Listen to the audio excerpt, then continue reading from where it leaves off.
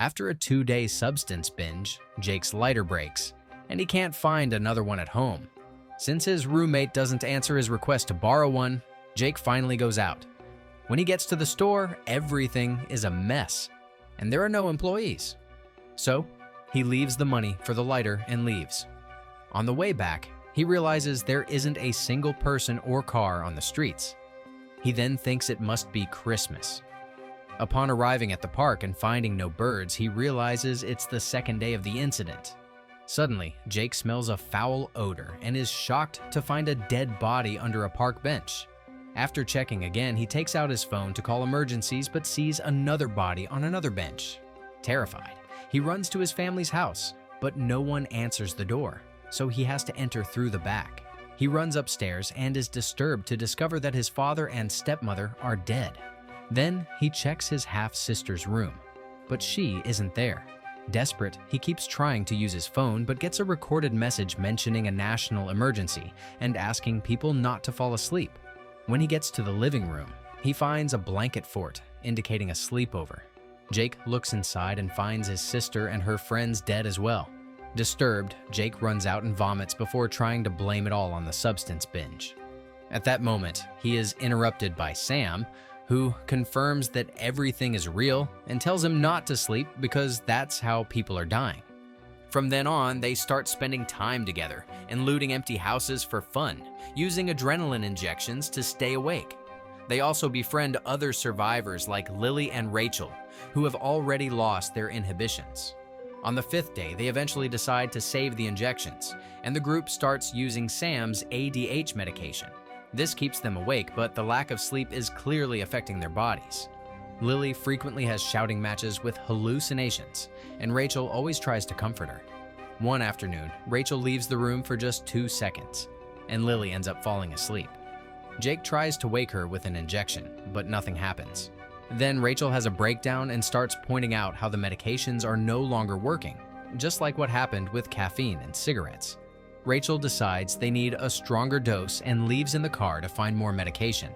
While Jake and Sam cover Lily's body with a twister mat, the boys suddenly realize that Rachel left with the bag containing all the medications, so they take another car to follow her.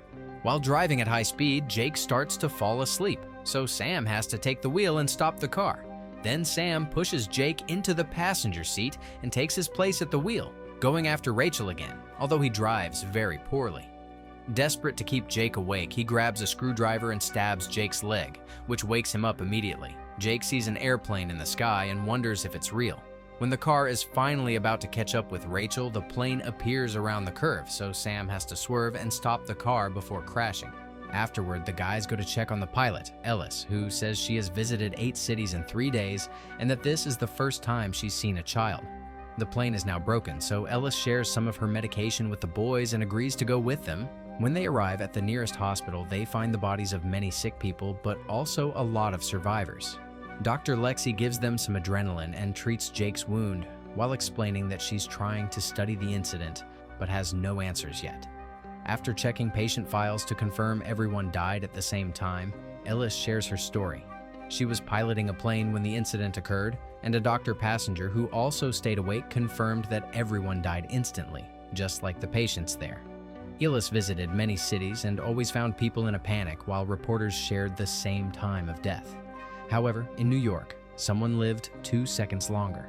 With a theory in mind, Ellis began flying farther and checking every hospital, noticing a 1-second difference in each state, counting down. She is trying to find the point of origin, which must be somewhere to the west of there. Jake, Sam, Ellis, and her friend Sarah decide to go with her to find the answer. Then, a flashback shows how the incident occurred from Ellis's point of view. Many sick people began to die in their beds, and the night shift rushed to help them. But nothing worked. On the 2nd day, Ellis began rationing the medication and helped the staff stay awake while they continued to receive calls from desperate people asking for help and studying the bodies for clues. On the 3rd day, Ellis was devastated to see Lex leave in her car trying to find someone, but she never came back or answered messages on the radio. Back in the present, Ellis keeps checking the car radio just in case. The group can't stop yawning, so Sarah shares some ghost peppers, which are extremely spicy and keep everyone awake. After a few hours of driving, they see a large cloud of smoke and are annoyed to discover that the local hospital has burned down. At that moment, Jake remembers that this city is old and keeps the morgue in the police station, so they head there. At the station, they are surprised to find a rave happening with all sorts of debauchery. When they try to enter the morgue, they are blocked by a man who demands a password. Alice threatens him with violence, and the group is allowed in, but Sarah wants to take a break at the party. Jake tells the others to go ahead while he looks after her. While the pair dances, Ellis and Sam check the records and discover that the time of death was 1 second later. They then start cross-referencing the information on a map to find the next destination, Dallas. Sam finds the body lockers and sees a partier choosing one to sleep in, finally giving up. At that moment, Jake sees a hallucination of his sister and starts following her through the building, where a blonde partier reveals that they are holding the party there because of all the substances the police have confiscated over the years. The woman blows a happy powder in Jake's face, and he runs away upon seeing his old pipe there. Suddenly, he starts hallucinating again and sees his sister with her entire room, which triggers a conversation about Jake's family problems that make him uncomfortable. The sister starts to cry, and a bright light makes the hallucination disappear. Jake runs to another room on the dance floor while Sarah finally realizes she has been left alone and has lost her backpack with the medications, causing her to have a breakdown. We return to Jake, who is now hallucinating about the time his sister visited him in jail and found out that his mother had died. A furious Jake starts complaining about his father for mistreating his mother. When he hits the window, he snaps out of the hallucination and runs again. After passing by the dancers, he enters another hallucination during which he finds his sister's dead body in the blanket fort and clings to her, apologizing for not being there for her. He finally returns to reality when Sam finds him, and together, they go look for Sarah, only to find her dead in a chair. Alice is very upset by this and blames Jake, refusing to listen to him. She announces that they can't trust him and wants to leave him behind, but Sam defends Jake and convinces the others to stay together. A few hours later, the radio finally picks up something. It's a message from Lex saying she found the cure in Austin. Ellis still wants to find the point of origin, so she goes off alone, while Alice, Jake, and Sam follow the recording. Another flashback shows that Dave survived the night of the incident because he stayed up late working.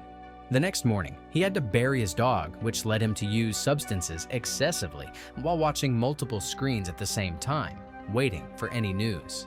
He started to lose his mind, even punching a mirror, which hurt his hand and made him realize that pain kept him awake.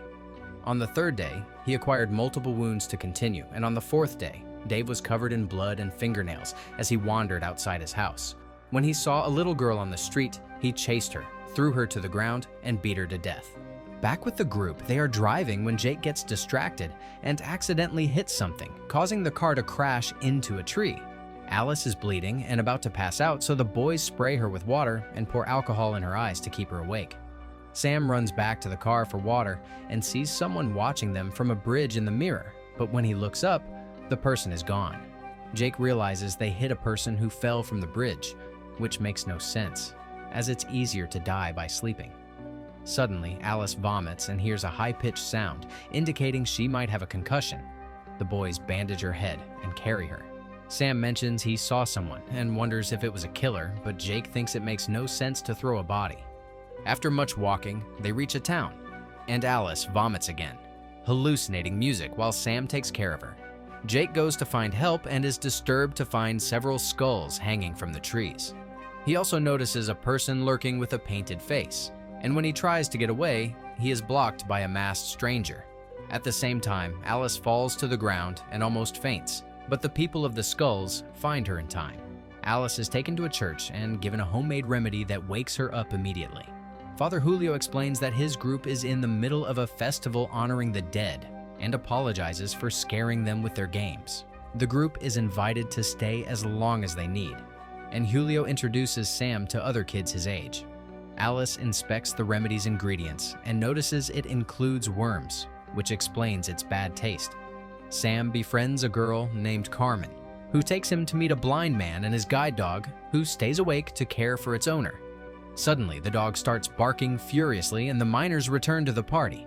Suddenly, Dave jumps on Carmen and stabs her.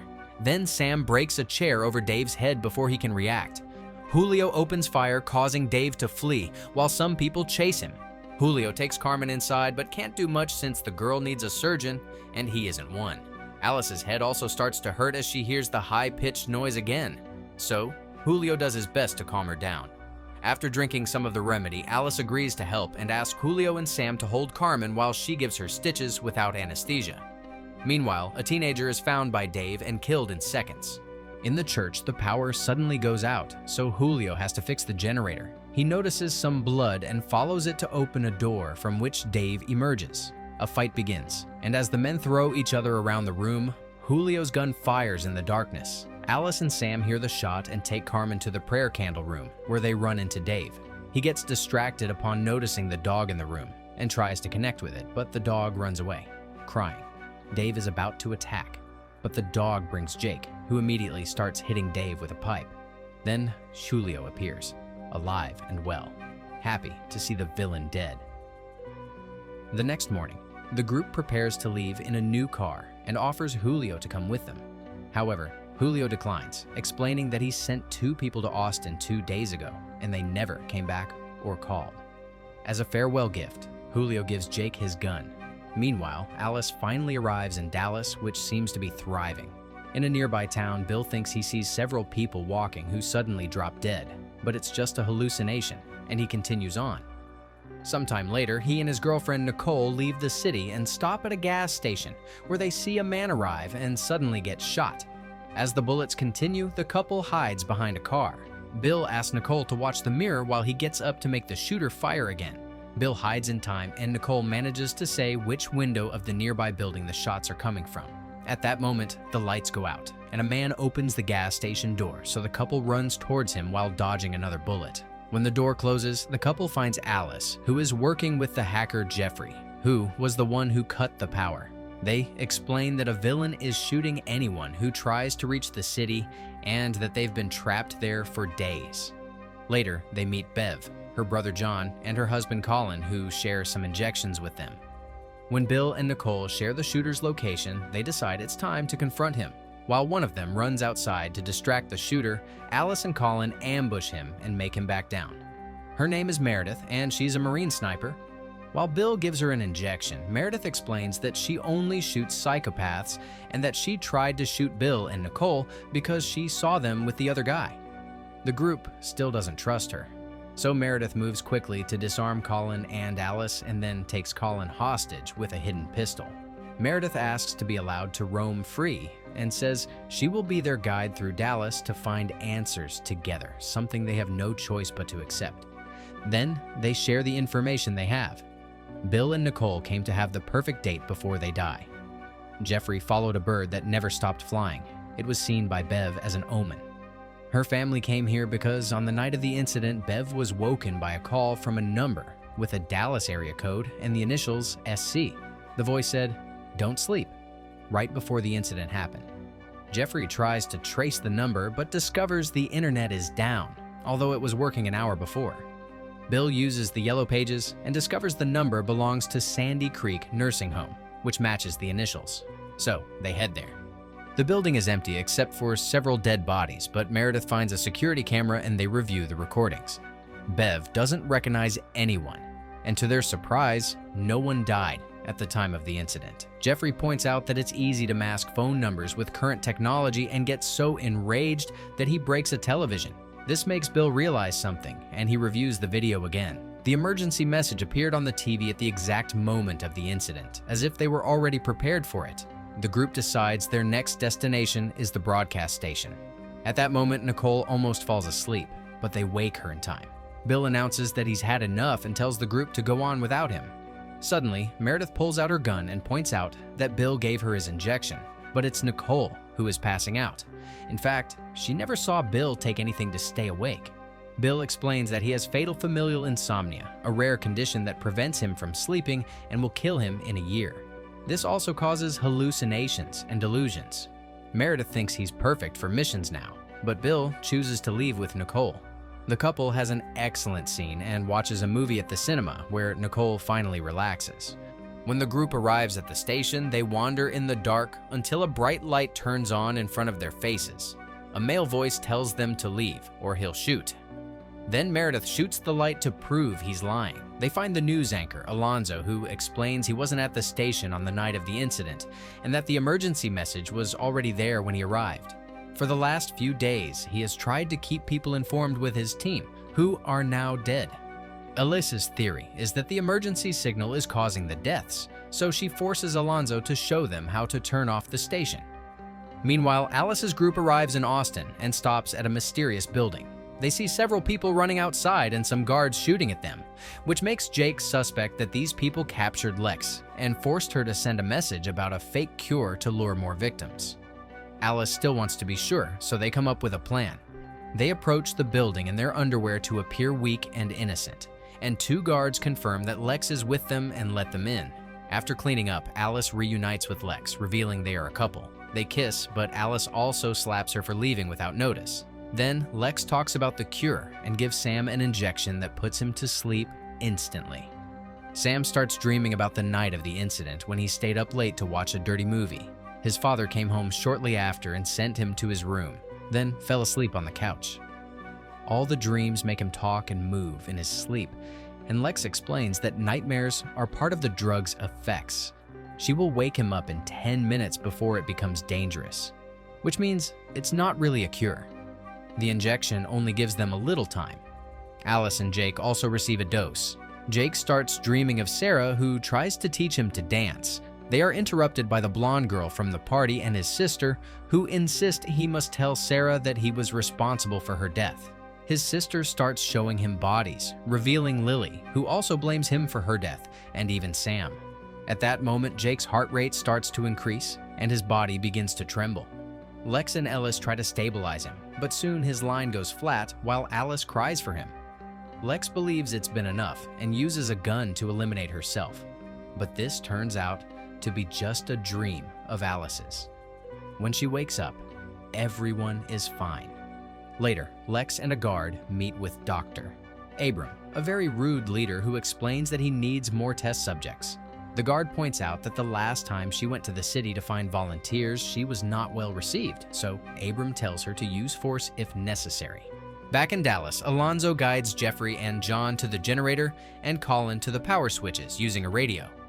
When the batteries die, they try to press a button to turn everything off at once, but an alarm starts to sound, and all the doors close, trapping the team. Meredith tries to shoot the door, but the lock is bulletproof. Alonzo manages to get out of the room before the door closes and looks for his cigarettes to stay awake through the pain.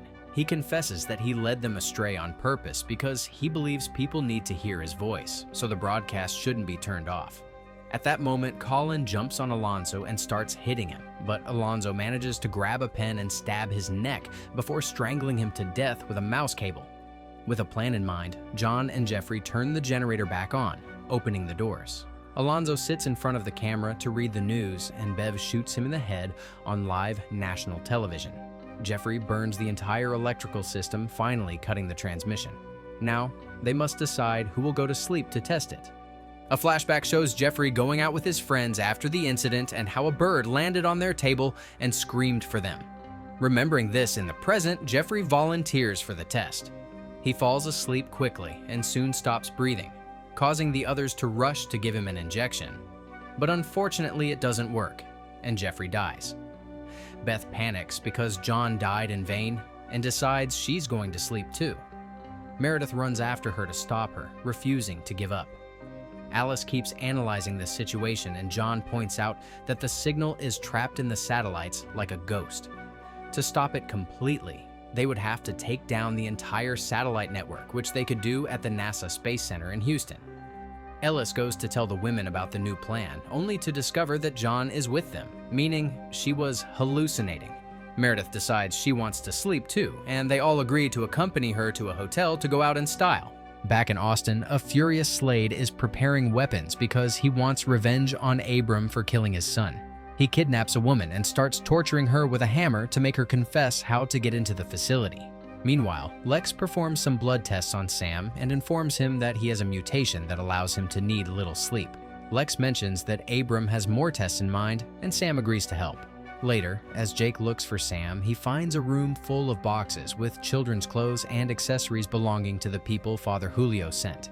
At the same time, Alice is reviewing the x-rays of the test subjects and realizes that most of them are the brains of minors, which is strange because she hasn't seen any children in the facility.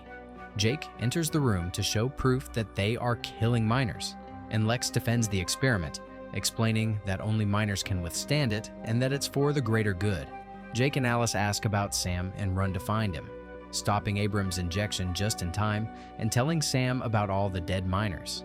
Sam changes his mind about volunteering and tries to leave, but Abram grabs him and points out that they're all going to die soon anyway, so his experiments are not responsible for the deaths. A furious Jake threatens to hit Abram with a fire extinguisher, and Abram lets Sam go, but when they turn around, they find their path blocked by Lex and 2 guards.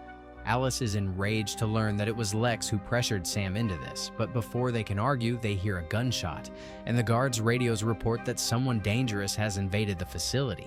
As people panic and run through the building, Slade shoots several guards until he manages to corner Jake, Alice, and Sam. Seeing a child, he freezes and allows them to escape. As the trio flees, Slade finds Abram, who tries to use logic to point out that technically, he hasn't committed any murders. Slade yells at him to stop using complicated words to distract him and tells him to shut up. Then Abram writes on a piece of paper, "Don't let your son's death be in vain. You will kill the rest of your friends." When Abram says they could help humanity together and extends his hand, Slade lowers his gun, only for Abram to inject him with the new drug that kills him instantly. Outside, the trio gets in the car, and Lex appears to explain again that this is being done for the greater good, and that those minors would die anyway. Alice asks her to join them, but Lex refuses and pulls out a gun, telling Alice to go back inside.